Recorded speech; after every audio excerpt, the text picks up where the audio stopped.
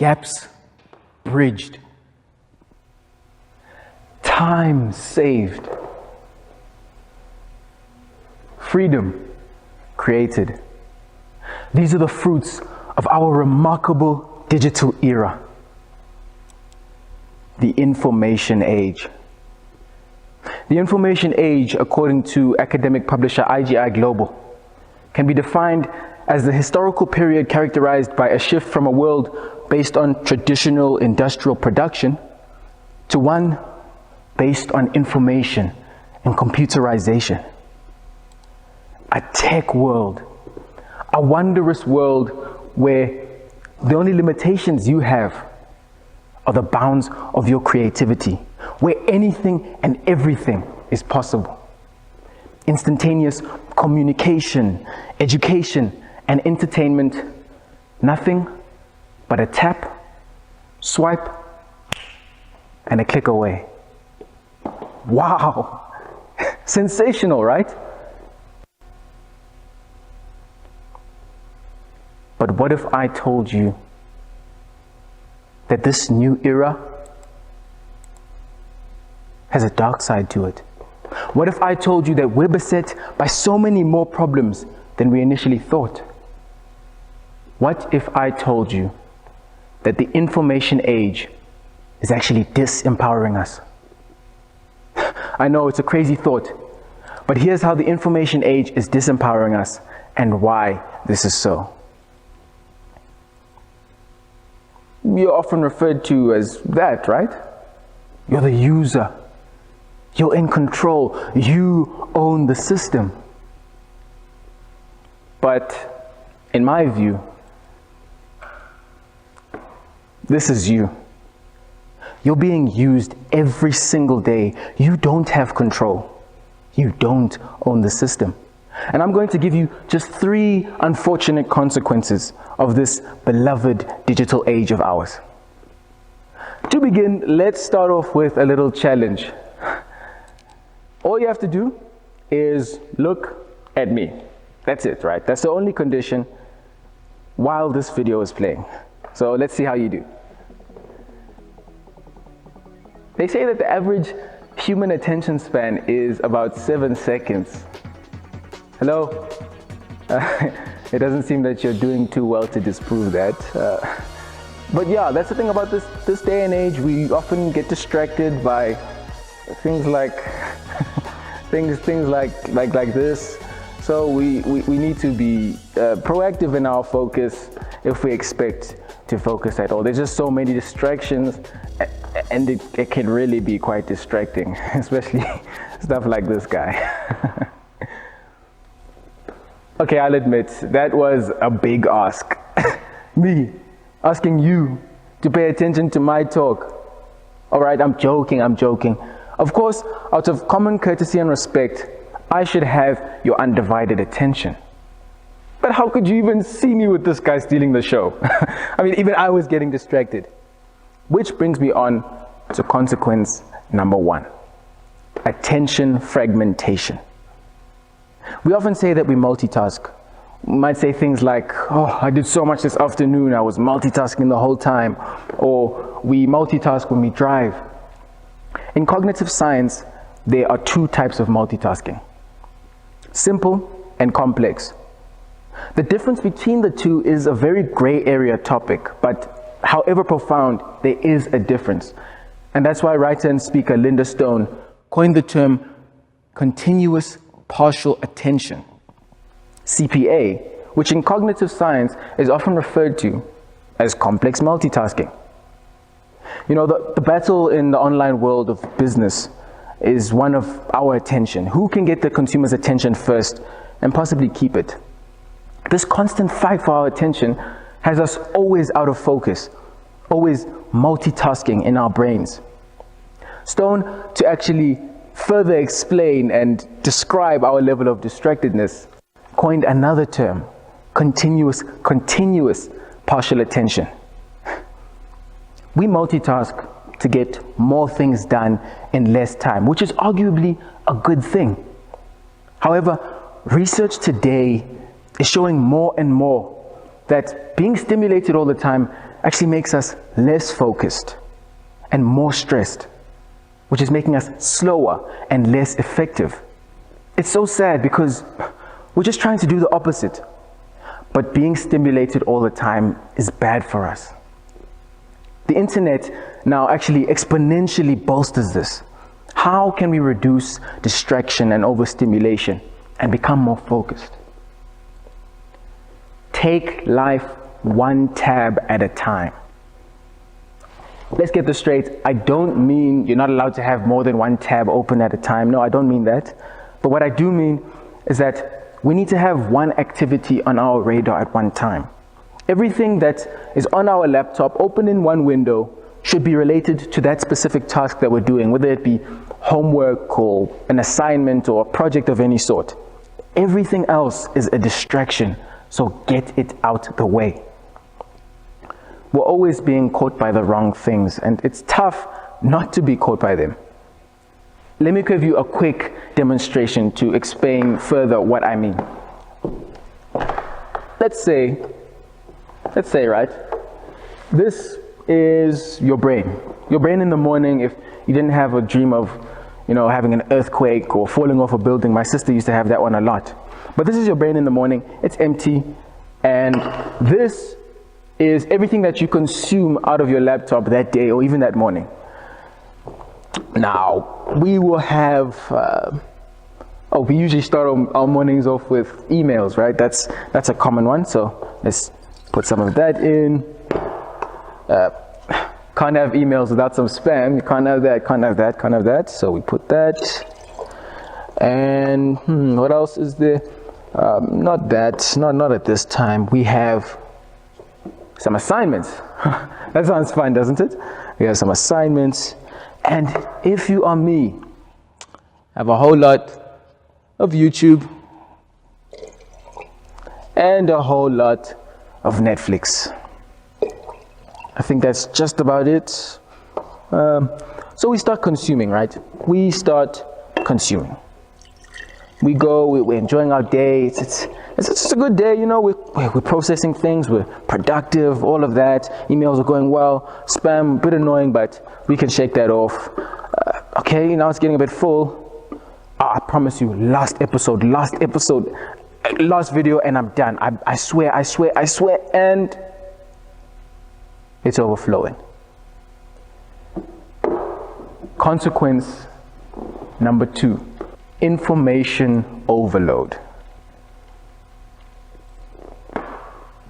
28% of the average professional's workday is spent reading emails, according to a study done by McKinsey & Company, a management consulting firm, in 2012. 9 years later, a whole lot of technological advancements, and not to mention a worldwide pandemic later, you can only imagine that statistic probably doesn't go down. Research done at HMD Global found that the average South African who owns a Nokia phone spends 263 minutes on that phone per day.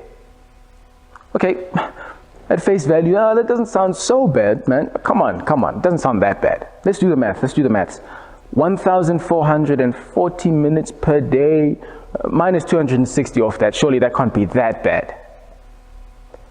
Those tiny, little, insignificant 263 minutes accumulates to 67 days per year.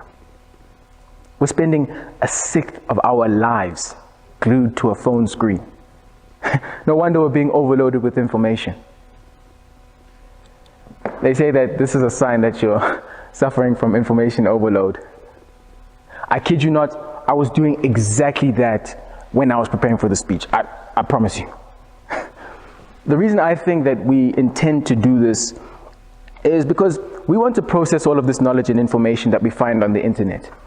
We want to be doctors and accountants and investors and scientists and all at the same time. But as a result, in the end, we become none of them. We just get inundated by all of the stuff that we consume. How do we combat this? act and commit to what you consume. Okay, what do I mean by this?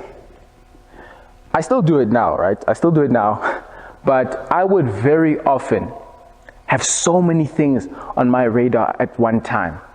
You know, I would have this product and that course and this thing and that thing all at the same time, and I would never really act and follow through on any of it. I was just in this state of consumption.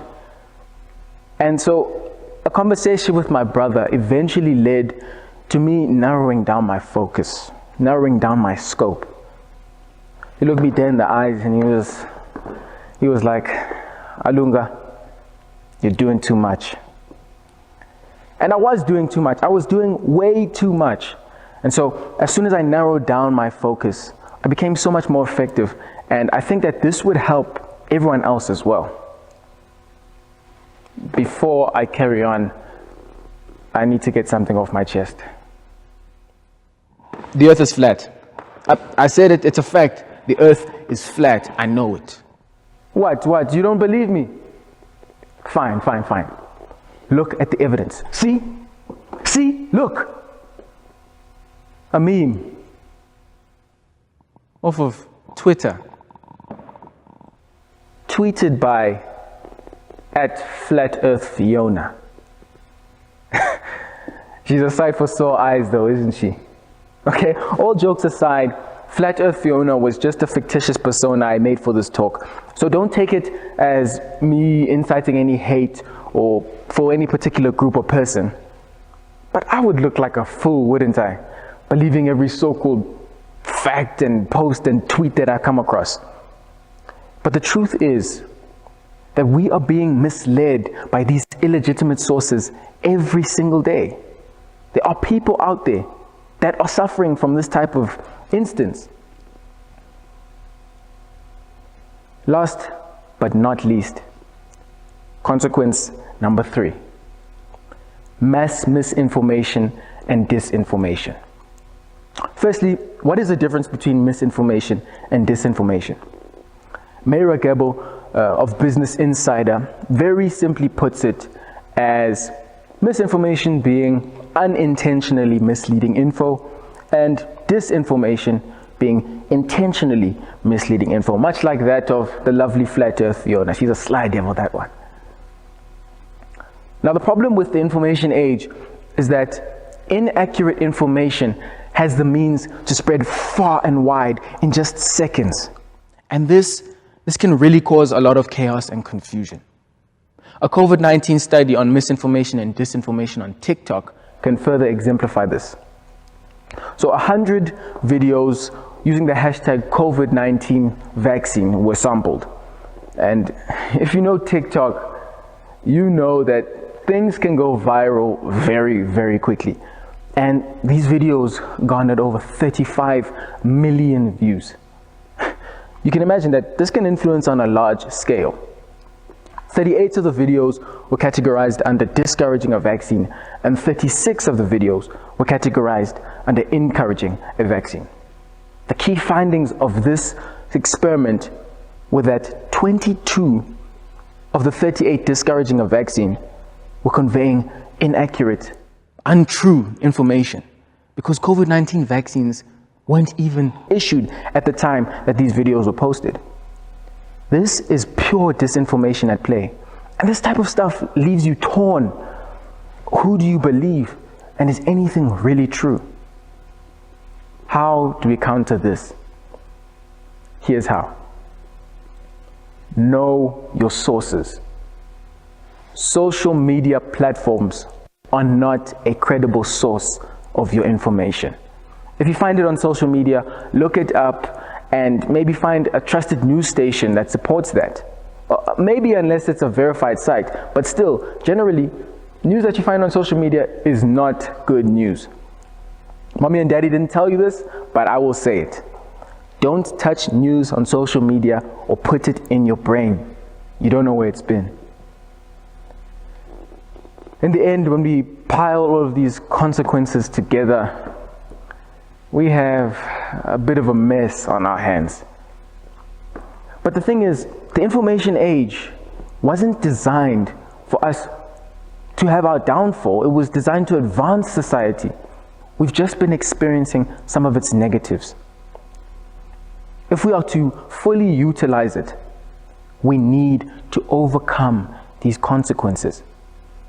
We need to free our minds of these issues, from the cages of these issues. You have great power. Power that hasn't yet been tapped. In order to realize that power, it may take some struggle and strife, and above all, discipline. By the great words of American philosopher and author Mortimer Adler, true freedom is impossible without a mind made free through discipline. I'm not there. I slip up time and time again. We all do. We're human. But I still want to be free from the impurities of the information age. Do you? If so, what do we do? We need to take life one tab at a time. Act and commit to what we consume and know our sources. We mustn't let the information age get the better of us. Let's use it. It could be our key to realizing our unbelievable lives.